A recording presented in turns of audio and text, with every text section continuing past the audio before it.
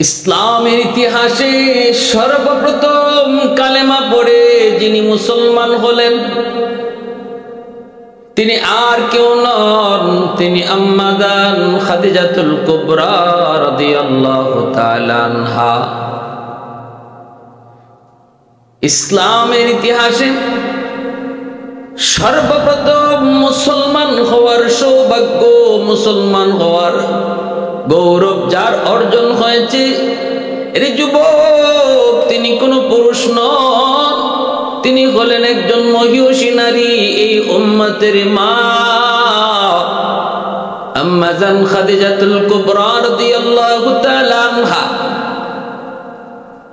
আল্লাহর নবী কালেমার দাওয়াত দেন, সর্বপ্রথম নবীর কালেমার উপর ঈমান আনলেন আম্মা জান খাদিজাতুল কুবরা। নবীর সাথে বিবাহ বন্ধনে আবদ্ধ হয়েছেন। আম্মা জানের বয়স তখন 40 বছর, আর নবীজির বয়স তখন 25 বছর। নবীজি একজন পাক্কা তরতাজা যুবক, আল্লাহর নবী তখন একজন পরিপূর্ণ যুবক, আর আম্মা জানের বয়স তখন 40 বছর। দিনের নবী, মায়ের নবী, চাচার অধীনে, চাচা আবু তালিবের অধীনে দাদা মারা যাওয়ার পর নবীজির দায়িত্ব নিন চাচা আবু তালিব। আমার নবী, রহমতের নবী, চাচাকে বলতেছেন, চাচা আমি একটা কাজ করতে চাই, আমি একটা কর্ম করতে চাই, আপনি আমাকে কোনো একটা কাজে লাগায় দেন, আমি কর্ম করব, আমি কাজ করব। আল্লাহর নবীর চাচা আবু তালিব মায়ার নবীকে নিয়া তখন আম্মা জান খাদিজাতুল কুবরা রাদিয়াল্লাহু তাআলা আনহার কাছে আসলেন। কারণ আম্মা জান হলেন মক্কার তখন সবচেয়ে ধনী একজন নারী।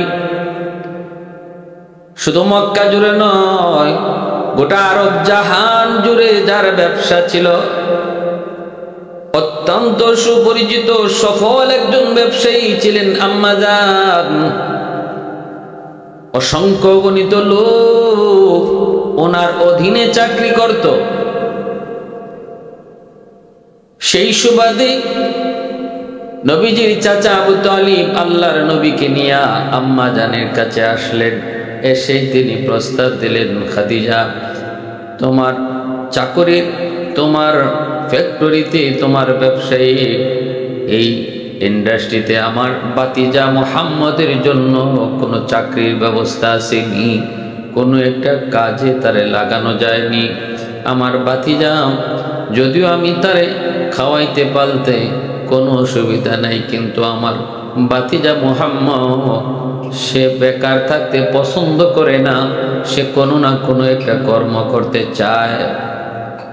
কারণ আল্লাহর নবী, রহমতের নবী, গোটা উম্মতকে এই বিষয়টা শিখাইলেন, আমাদেরকে বুঝাইলেন, জানাইলেন বেকারত্ব সমাজের জন্য অভিশাপ, দেশের জন্য অভিশাপ, পরিবারের জন্য অভিশাপ।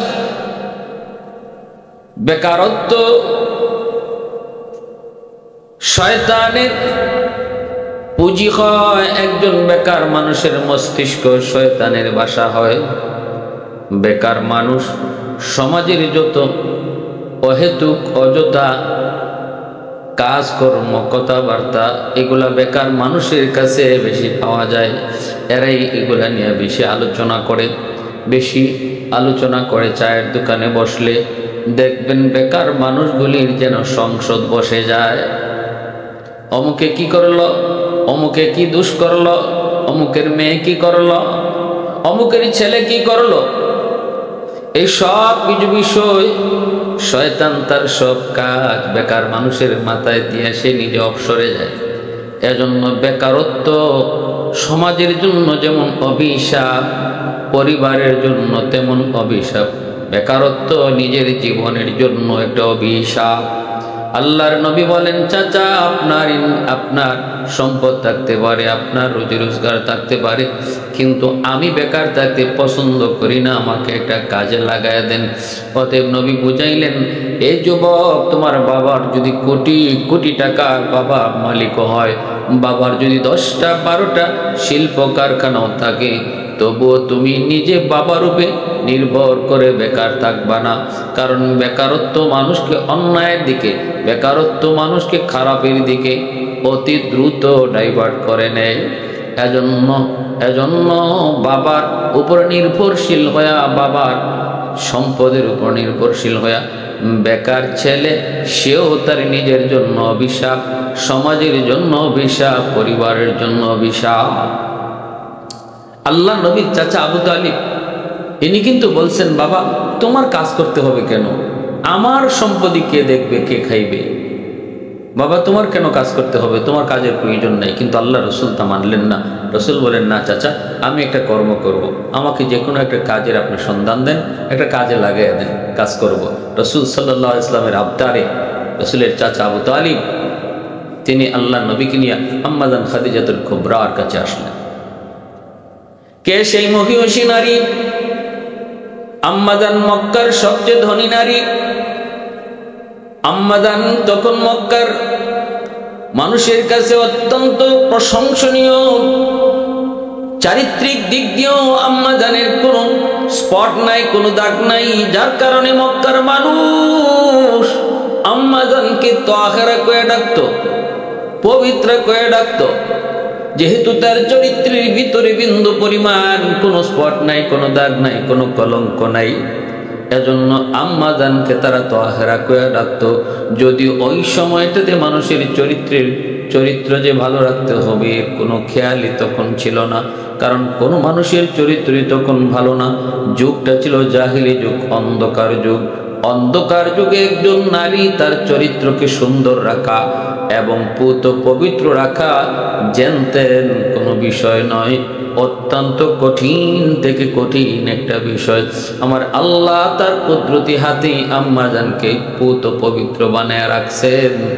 কারণ আমার আল্লাহ পাকের কুদরতি হাতে লিখা আম্মাজানের সাথে তার হাবিবের বিবাহ বন্ধন হবে।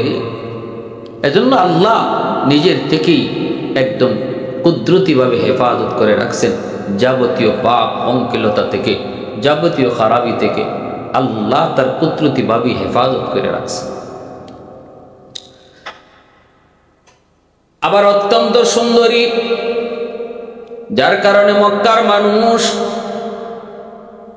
ধনী ধনী ফ্যামিলির যুবক আম্মাজানকে বিয়ের প্রস্তাব দেয়, কিন্তু বিয়েতে রাজি হন না।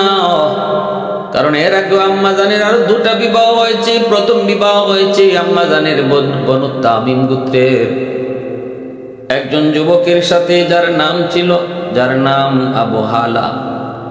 মানুষ তাকে হালার সন্তান, হানার বাবা হিসাবে চিন্ত জানত। আবু হালার সাথেই আম্মাজানের প্রথম বিবাহ, তার বংশ ছিল বনু তামিম। এই আবু হালা ইন্তেকালের পর তিনি আরেকটা বিবাহ বন্ধনে আবদ্ধ হয়েছেন, কিন্তু ওনার সন্তান, প্রথম ঘরের সন্তান আবু হালা, সেও এক সময় নবী কালেমা পরে মুসলমান হইয়া আল্লাহর নবী সাহাবীর খাতায় নাম লিখান। আম্মাজান বিবাহ বসেন না, কারো প্রস্তাব তিনি গ্রহণ করেন না, ব্যবসায় মনোযোগ দিয়ে দিলেন। শাম সিরিয়া জুড়ে তারা ব্যবসা ছড়ায় চেপে আছে। ওই অবস্থায় আম্মাজানের কাছে যখন নবীর চাচা আবু তালিব নবীকে নিয়ে হাজির হলেন আর বললেন, খাদিজা তোমার কাছে কোনো কাজের সন্ধান আসেনি? তোমার ফ্যাক্টরিতে, তোমার ব্যবসায়িক এই সমস্ত ব্যবসায়িক কার্যক্রমের জন্য কোনো একটা পোস্ট খালি আসেনি, যেই পোস্টে আমার ভাতিজা মুহাম্মদকে চাকরি দেওয়া যায়? আমার ভাতিজা বড় অত্যন্ত চরিত্রবান, আমার ভাতিজা বড় আখলাকওয়ালা, আমার ভাতিজা অত্যন্ত নম্রভদ্র, অত্যন্ত বিচক্ষণ। আমার ভাতিজার মক্কার মানুষ, তুমি নিজেও জানো, তাকে আল আমিন বলে ডাকে, সত্যবাদী হিসাবে ডাকে। অতএব আমি আবু তালিব আমার ভাতিজার চারিত্রিক সার্টিফিকেট দিলাম, কোনো অসুবিধা নাই, যদি সুযোগ থাকে আমার ভাতিজাকে একটা চাকরি দাও। আম্মাজান তখন খুশি হলেন। আম্মাজান বললেন, আবু তালিব আপনার ভাতিজাকে আমার ফ্যাক্টরিতে চাকরি দেওয়া এটা আমার জন্য আরো ভাগ্য। আমিও তো এমন লোকই চাই, কিন্তু এই অবস্থায় আমার ফ্যাক্টরিতে কোনো পোস্ট খালি নেই, কেমন করে তারে চাকরি দিব? শুধুমাত্র একটা জায়গার সুযোগ আছে, তাও সেটা কয়েকদিনের জন্য, বেশি দিন নয়। আমার বকরি রাখাল অল্প দিনের জন্য ছুটিতে গিয়েছে। যদি তুমি চাও তোমার ভাতিজাকে আমি এই পোস্টে কয়েকদিনের জন্য একটা সুযোগ দিতে পারি, তবে আমি মনে করি এটা আপনার জন্য মানানসই নয়, এটা আপনার বংশের জন্য মানানসই নয়। কারণ জানেননি গো, কারণ আপনার কুরাইশ বংশ আরবের ভিতরে অনেক সম্মানী, শুধু আরব নয়, গোটা জাহানের ভিতরে আপনার বংশের একটা প্রশংসা, সম্মান, একটা পরিচিতি। আমি কেমন করে এই চাকরির প্রস্তাব দিব? তবে যদি কখনো পোস্ট খালি হয় আমি নিজে আপনার কাছে যাব। এই কথা বলে যখন ফিরত দেন নবীকে নিয়ে, নবীর চাচা ফিরত চলে আসবেন। কিছু দূর আবার পর আমার আপনার নবী, রহমতের নবী, মায়ের নবী কই, চাচা আপনি আমাকে ফেরত নিয়ে যায়েন না। না না, আমি চাকরিটাই করব, এই দায়িত্বটা আমি সঠিকভাবে পালন করব। কোনো কর্মকে আমি ছোট করে দেখি না। মানুষের কোনো কর্ম সেটা যদি হালাল হয়, হালাল কোনো কর্মকে ছোট করে দেখার কোনো সুযোগ নাই, কোনো সুযোগ নাই।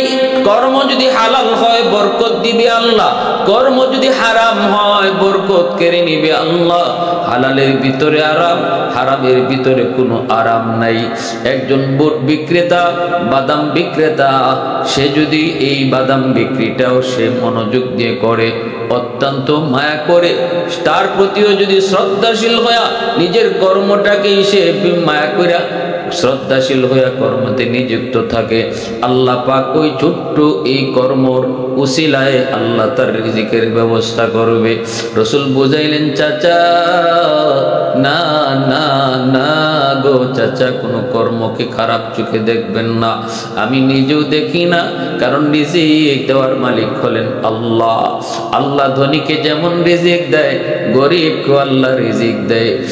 রিজিক বন্টনকারী আল্লাহ, রিজিকটাকে আসমানে বন্টন করে মালিক।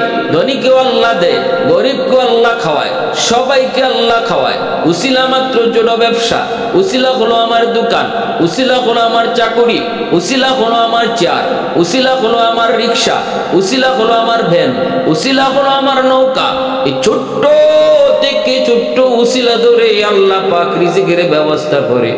আল্লাহ পাক রব্বুল আলামিন যেহেতু রিজিক বন্টনকারী, অতএব কোনো কর্মকে কখনো কেউ ছোট চোখে দেখব না। নিজেও কর্ম করার সময় মন ছোট রাখবো না। অন্য কেউ বড় লোক ও ছোট লোকের কোনো ব্যবসাকে খারাপ চোখে দেখবো না। আল্লাহ নারাজ হবে, আল্লাহ নারাজ হবে। হালাল ব্যবসা যদি হয় এটাকে মহব্বত করো, শ্রদ্ধা করো, সম্মান করো। হারাম যদি কোটি কোটি টাকার ব্যবসা হয়, এর মধ্যে কোনো ইজ্জত নাই, সম্মান নাই, বরকত নাই। যদি হালাল ব্যবসা কম হয়, বরকত বাড়ায় দেন আল্লাহ। গরিব গরিব হতে পারে, কিন্তু সে যদি তার অল্প রুজির মধ্যে আল্লাহর উপর খুশি থাকে, তাহলে হাদিস শরীফে রাসূল বলেন, আল্লাহ বলেন, আমিও আমার বান্দার কম আমল পাইয়া তার উপর খুশি। যে আমার দেওয়া কম রিজিক পাই আমার উপর খুশি, আমি আল্লাহ তার থেকে কম আমল পাইয়া তার উপর খুশি। সুবহানাল্লাহি ওয়া বিহামদিহি, সুবহানাল্লাহিল আযীম। এজন্য আল্লাহ রসুল বলেন, একজন গরিব আর একজন ধনী দুজন যদি মসজিদে নামাজ আদায় করলো, হাত উঠাইল আল্লাহর দরবারে, এবার রসুল বলেন, কার মোনাজাত আগে কবুল হবে জানোনি? নবীজি বলেন, শুনো, ধনী যদি তার হাতের সাথে 10টা দিরহাম নয়, 10,000 দিরহামও যদি আল্লাহর রাস্তায় দান করে, তবু গরিবের খালি হাতের দোয়া আল্লাহর দরবারে আগে কবুল হয়ে যায়।